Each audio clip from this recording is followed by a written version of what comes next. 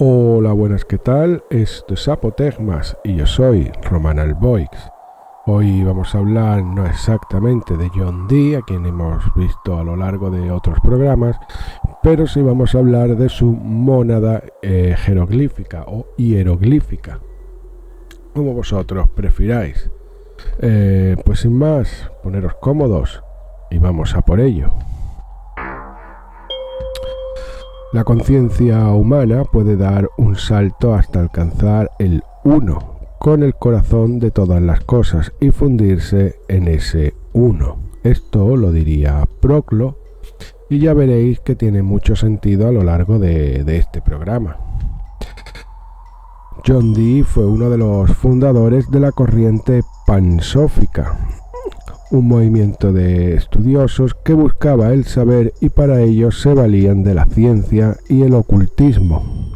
El mago inglés conoció la obra de Agripa en su viaje a Lovaina y fue esto lo que fundamentó todo lo que estudió y escribió luego. Combina su conocimiento de las matemáticas con el pitagorismo y filosofía oculta de Agripa, que también hemos visto bastante en profundidad varias veces en este canal. Luego, en su viaje a Ámsterdam, conoce la obra del maestro de Agripa, de Trithemius, que también fue maestro de Paracelso. Especialmente impresionado por la esteganografia, aprendió con este tomo a escribir e interpretar el lenguaje críptico. Con este conocimiento pudo terminar su obra más importante, de la que vamos a hablar hoy, Monas hieroglífica. Esta obra de Dee, finalmente y acorde al mismo mago inglés, estará influenciada por Trithemius, Agripa y el libro Harmonia Mundi de Francesco Giorgi Benetti. Publica Monas hieroglífica a los 37 años y él afirma que tardó 7 años en componerlo, cosa que no está muy clara si es literal o simbólica. Su prólogo lo dedica al emperador Maximiliano. John Dee pretende, según explica él mismo en el prólogo, que el libro descubra los saberes ocultos a todo el mundo a través de la simbología, para que el idioma no sea un problema.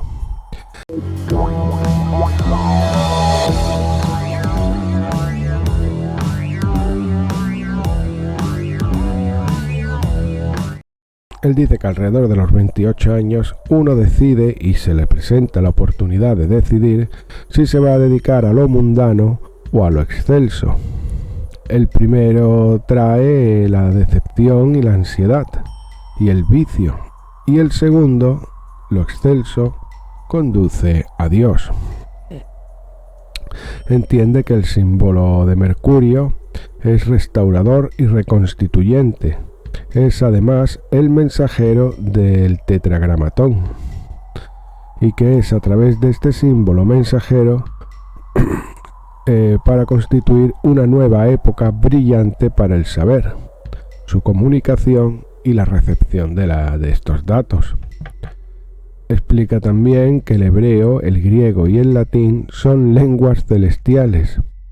Él mantiene que el saber en su época está disperso en las llamadas artes liberales, y su misión con este tomo es unirlas todas en un solo concepto. Por otro lado, John Dee estaba muy preocupado de que el libro no cayera en manos profanas y por casualidad estos descubrieran los saberes ocultos en el mismo. Por eso símbolos y lenguaje críptico, aparte de advertir tanto al emperador, al que se lo dedicaba, como al copista y los futuros libreros que lo vendiesen. Y aquí comenzamos a meternos en materia. Lo primero que tenemos que tener en cuenta para este programa y para otros que vamos a hacer en el futuro es que diabelein significa separar y da lugar a diabólico, y simbalein significa juntar y da lugar a simbólico. Y con esto ya podemos sí meternos en profundidad. La portada del libro ya da señales importantes y es donde comienza el tomo en sí mismo en cuestión. Encontramos 2 columnas dedicadas a fuego y a aire, y al sol y la luna. Estos sujetan una bóveda celeste. Sobre las columnas pone Qui non intelligit aut taceat aut discat, que significa en latín el que no sabe que aprenda o mejor se calle. Es la forma del eterno aprendiz que se daba en la escuela pitagórica, la Academia de Platón o el Liceo de Aristóteles, entre otras muchas órdenes iniciáticas a través del mundo. También a los acusmáticos, que pasaban 7 años en silencio aprendiendo. La referencia tiene relación al Génesis 27-28, que Dios te conceda el rocío del cielo, que te dé la riqueza de la tierra, te dé trigo y vino en abundancia. Es una referencia a la alquimia espiritual. Así, el rocío que cae del cielo es la resurrección, la promesa de la iniciación, una oportunidad de renacer como un hombre nuevo. No, el hombre nuevo del Che. No lo digo, reviento. Bueno. Cambios, se refiere a un hombre nuevo, a cambios en la materia, en quiénes somos. En el centro de la portada tenemos un óvalo, que no es otra cosa que un huevo. Un óvalo siempre va a representar un huevo, que se entiende como el punto inicial de todo, que es infinitamente pequeño e invisible y da lugar a todos los seres. También contiene el fuego creador, que es la chispa de Yod, esta que aparece en el tetragramatón, la partícula que todo lo contiene. Dentro del ovoide observamos la mónada hieroglífica propiamente, que es una llave de interpretación de la naturaleza. La mónada parte del símbolo del metal y planeta Mercurio, que está posada sobre el mismo símbolo zodiacal de Aries. A continuación os dejo una tabla en pantalla que explica las partes del símbolo, que se ven mucho más claras que si os lo voy contando yo.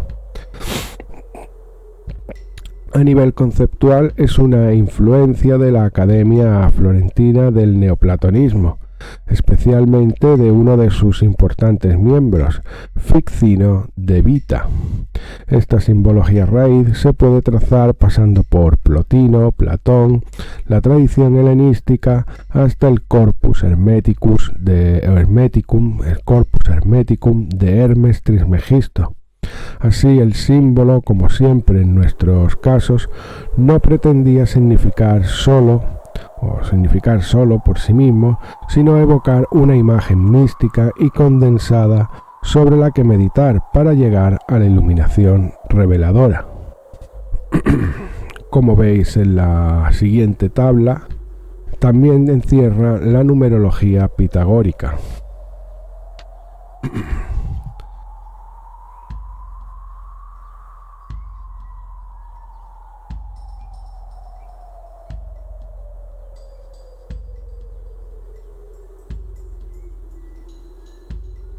Tiene su origen en un punto con una inmediación, que es símbolo del Sol, la Luna como semicírculo superior. Amobos, Sol y Luna son los elementos regentes de la Tierra, por eso en la parte superior de la mónada. Como vemos en la tabla anteriores, el símbolo contiene todos los planetas, todos alrededor de Mercurio, que es un metal ambivalente, ni es plenamente líquido ni plenamente sólido. Esto lo convierte en un vaso comunicante y conductor del mundo espiritual con el mundo concreto, un punto de encuentro entre el Sol y la Luna. Todo alrededor depende de él. En el frontispicio del libro también tenemos los 4 elementos: fuego, aire, agua y tierra. los 4 elementos de la naturaleza concreta, porque la mónada es una representación de la quinta esencia, que es el espíritu, akasha, o como lo prefiráis llamar. Dee trataba de juntar todas las correspondencias naturales y sobrenaturales en un solo signo que diera una imagen del universo al completo. Para Dee, la cruz es una ternaria, 2 líneas y un punto de corte. Representa la Santa Trinidad, cuerpo, alma y espíritu. La cruz también es cuaternaria, por tanto terrestre, y así se convierte en quinario, que es el matrimonio sagrado entre espíritu y materia, las bodas alquímicas de Rosenkreuz, la plenitud del ser humano. La mónada es un cosmograma y a la vez amuleto que resume la transmutación alquímica. Las cintas al lado del huevo de la portada rezan como: cuando el mercurio se perfecciona con una punta afilada y estable, se convierte en padre y rey de todos los planetas. Aquí habla del alquimista exaltado. Recordemos, por ejemplo, que en el tarot el mago se representa con Mercurio. Pues eso, aquí habla del alquimista exaltado, integrado con el todo en su condición de adepto y perteneciente de forma activa como el origen primordial.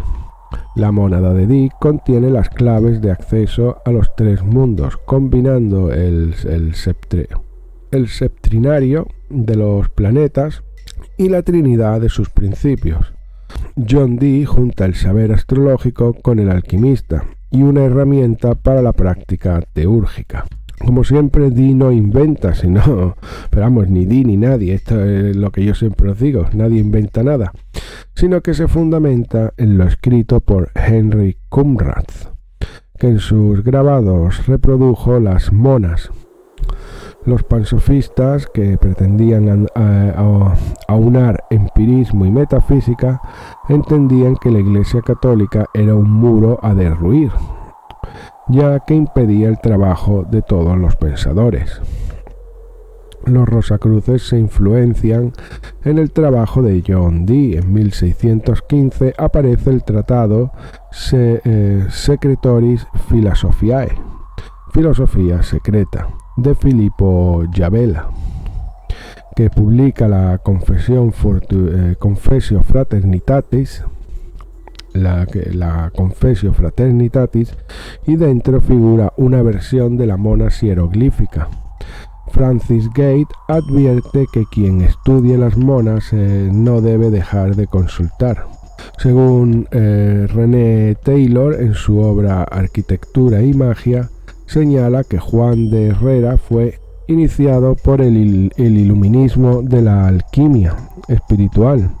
Así replicó las monas en un trabajo tridimensional que es el Monasterio de San Lorenzo del Escorial, en Madrid, que cumplió la función de basílica, biblioteca y monasterio. En la biblioteca de Felipe II hay una versión del símbolo de John Dee, editada en Lyon en 1594. Pues lo vamos a dejar hasta aquí. Como lo único que quería yo hablar era de la mona hieroglífica, no me quería meter en John Dee, pues me parece más que suficiente. Sin más, me despido, pero recordad darle a like, compartid, comentad y todas esas cosas. Sin más, un saludo y nos vemos la próxima semana.